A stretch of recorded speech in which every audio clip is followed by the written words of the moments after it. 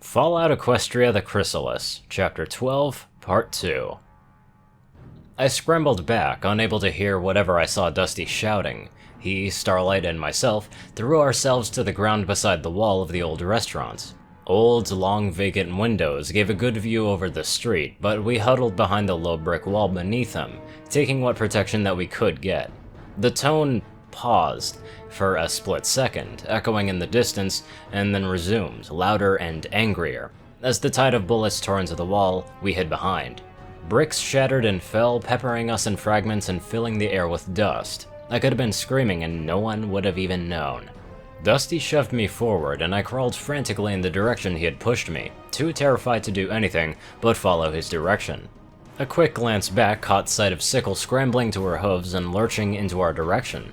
Her armor, ever impressive, had saved her life from the terrible assault. The same couldn't really be said of Fireline or that smug green stallion, both of which were clearly quite dead. I made it to the rear edge of the restaurant, past the edge of the windows, and to the relative safety of having most of building between us and the source of that tremendous fusillade of fire. The sound tore through the air again, as another volley ripped up the edge of the restaurant and smashed into the side of Sickle's armor. Cans of food poured from one edge of the shredded bags onto her back as the assault sent her stumbling and falling. This time, however, she fell behind the partially destroyed wall, giving her a little relief from the fire. The bullets still struck out, but most now just hit the wall, with relatively few puffs of bullets shattering onto the plates of her armor as she scrambled forward again, and moments later, she made it to us. The terrifying gunfire actually stopped. I cannot overstate just how relieved I felt when Sickle made it to us. While I certainly had my reasons to dislike her, this was precisely the sort of situation where having a heavily armored and just a psycho-vicious killer at my side was likely a good thing. That, and I was burdened with a concern of that. If someone or something were able to take down a mare like Sickle, what chance would I have? The relief was diminished as a moment later Sickle staggered and nearly fell. Her head weaved from side to side as if she were about to collapse, and it was only then that I noticed the blood streaming from her. It was practically pouring from behind the plates over her right shoulder and side, as well as dribbling from her chin. Behind the thick metal bars of her muzzle, all I could see was blood and teeth. Dusty was up behind us, his words finally registering with me. "Next building, move!" He rammed his shoulder against Sickle's as she teetered and leaned against him without protest, while I looked in the way Dusty had indicated. Across the small back lot was a two-story building of some sort, likely a store probably. I hesitated, looking to my right, but the line of old buildings looked to give good cover from whoever had been shooting at us. I obediently rushed forward, leaping towards a vacant window. Safety and cover, I sat trying to catch my breath. My heart hammered hard in my ears, beating away everything else. Starlight arrived moments after me, followed by several seconds later, Sickle and Dusty came along. Sickle shoved her way awkwardly through the nearby door, then she collapsed again. She uttered a few barely recognizable curse words as she awkwardly fumbled with her armored saddlebags. Despite the unexpected chaos, Dusty took charge of the situation. "Whisper, cover that way!" He pointed a hoof forward down to the back lot that we had crossed, while aiming his own rifle out the window the way we had come. "Starlight, help Sickle, alright? Get her a couple of healing potions in her as quick as you can. We need to move fast." Starlight drew back from the window and moved further into the room, while I crouched by the doorway. I resisted the urge to look back and check on her, keeping my eye down the sight of my rifle. I ignored the clattering and rustling behind me as seconds sped by. I focused onto the corner of the far building where an alley led back into the lot, ready to pull the trigger the moment a head poked out. I almost squeezed off a shot by accident when Dusty fired off a burst, the sound hammering at my head and kicking up some dust in the confined space. He immediately followed up by shouting, "Fall back, now!" I didn't need any more encouragement. Turning and running back into the building, I passed Starlight and Sickle, who was just climbing awkwardly to her hooves. "She's hurt really bad," Starlight said as Dusty entered the room. "I'm fine," Sickle growled, her words slurred as she staggered forward. Dusty pulled his muzzle out of a pouch, a mine clutched between his teeth. "Keep moving!" he said as he armed it and tossed the device into the rubble-strewn floor behind us. I put on a bit more speed, running outside. It was maybe 10 yards to the next building, and every inch of it left me terrified that I was about to be shot by some unseen assailant. One corner of the building had collapsed, and Dusty and I once again took covering positions over the remains of a wall, while Sickle collapsed onto the rubble-strewn floor behind us. As soon as she had, Dusty spoke again. Sickle, take whatever you need to get moving again, alright? She grunted, and I heard the clatter of her armor and metal cases, followed by a couple of loud, angry, and pained growls. Those sounds continued in turn, second by second, while I focused onto the corner of the building we had come from. A powerful, almost impossibly deep bang shook in the air as a wave of dust and smoke burst from every opening of the building we had just vacated. Dusty chanced a glance back before speaking to me. Whisper, peel back into the next building, then set up cover for every pony else. Got it? Got it, I blurted, sprinting to run back.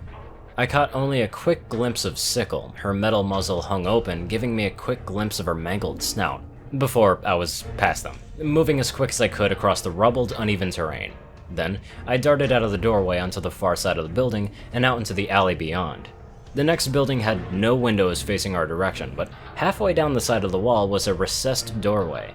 I took position there, aiming back past the building I had just emerged from, and casting wary glances towards the windows and alleyway looming beside me. I crouched there, waiting in silence with no pony around. After the tremendous, frantic madness, the quiet was just unnerving. I'm quite glad that despite the humming tone that had returned to my ears, I heard Sickle's armored hooves as she approached. With how tense I was, I can't really be certain I wouldn't have accidentally shot her if she just appeared around the corner. She lumbered by with Starlight tagging along beside her. Starlight gave me a quick concerned glare before passing by me.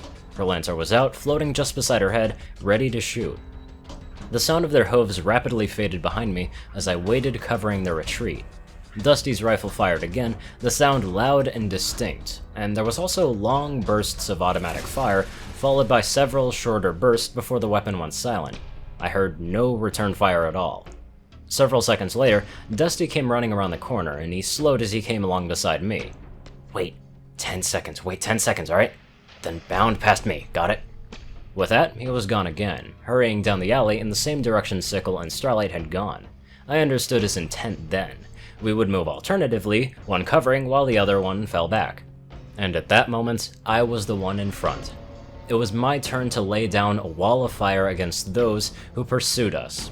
Adrenaline built with every moment as the seemingly inevitable clash drew closer. I counted down the seconds, hoping that my allotted time would expire without the arrival of any hostile ponies. It was with a wave of relief that I finally reached 10. I turned, hoof shifting to gallop away.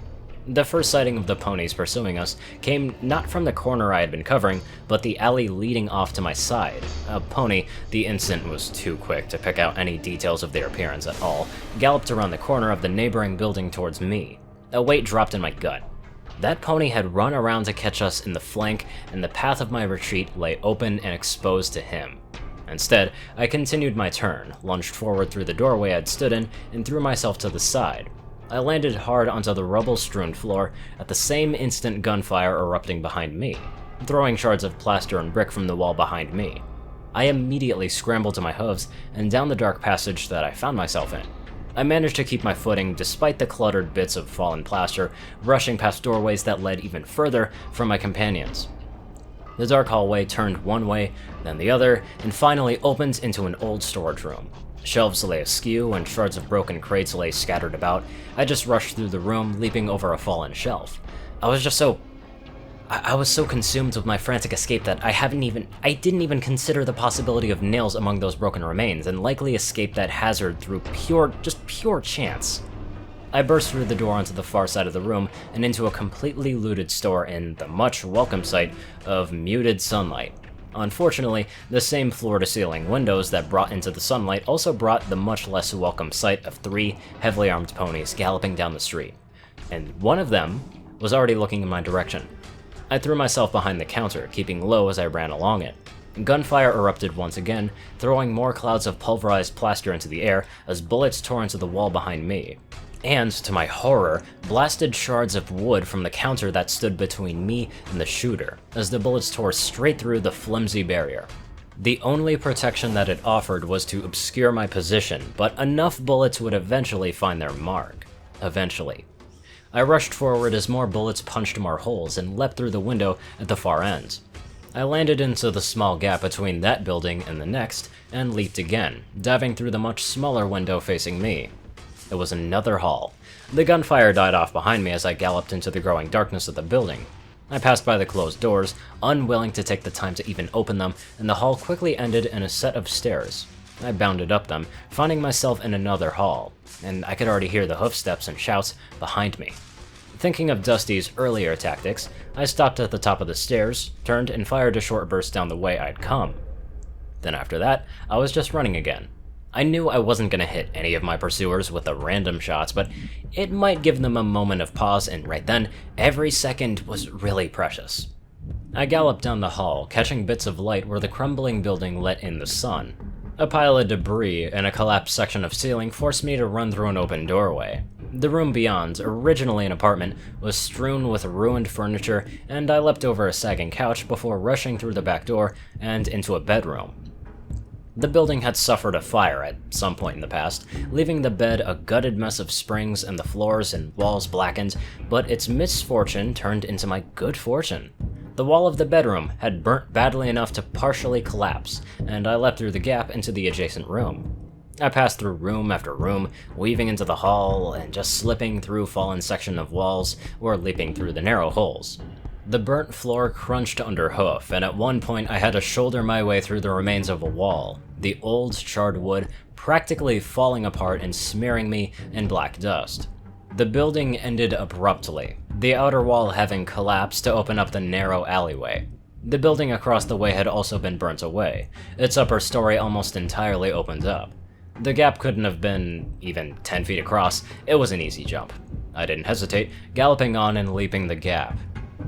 I really shouldn't have been surprised to discover that the fire had weakened the building.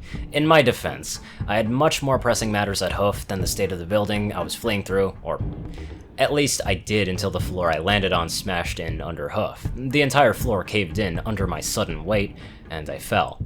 I immediately called up my magic. There wasn't any time for fancy magics or calculated transformations. I simply just stripped away my disguise, my wings buzzing. Then, I slammed into the ground, my poor and tired legs collapsing as I tumbled. I came to a halt when I smashed into something hard. My right shoulder bore the brunt of the impact, sending a shock of pain through me, but I was intact. Between the bit of deceleration I had managed and the protection of my carapace, I seemed mostly unharmed. Sore shoulder aside, I quickly shoved myself up, appraising the situation. The object I had run into was a counter, and the broken remains of tables and stools littered the room. It had been a restaurant, it seemed, or perhaps a tavern, something like that, though it was partially blocked by rubble, and the windows gave me a good view of the street outside. 2 doors on opposite ends of the room led deeper into the building. I heard Dusty's rifle, 3 rapid shots echoing around the buildings, but it sounded so distant. Unfortunately, my unexpected trip downstairs had cost me time. My lead was shrinking, and though my shoulder only felt sore, I feared it might slow me down. I could hear the hoofbeats of ponies drawing closer, so I had no other choice, but it was time to change tactics.